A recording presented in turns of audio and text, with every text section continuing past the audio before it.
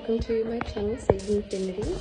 In this video, I just wanted to briefly kind of discuss and, send out the reminder of the whole, like how we all are one, and the whole like oneness reminder, I guess just from like another, angle or metaphor or what have you.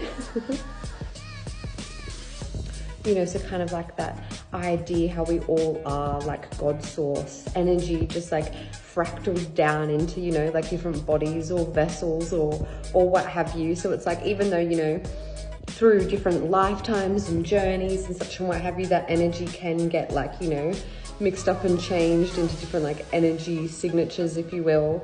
At the end of the day, it all still originated from the same source.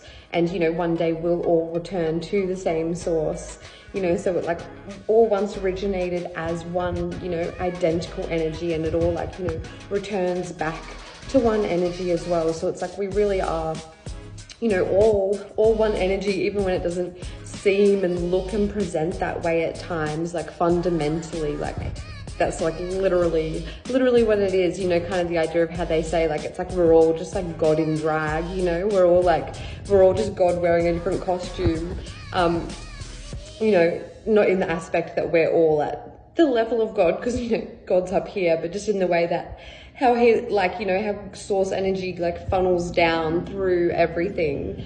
I feel like another great way to think about it is like with the idea of AI and, things like that. If you kind of imagined if there was like, an AI system that like created, just like if it had, creative self-freedom to do whatever it wanted. And let's just say it like created like a computer game or something, and then put itself into like the computer game characters to like play the game as a way to be able to like experience itself and experience an experience.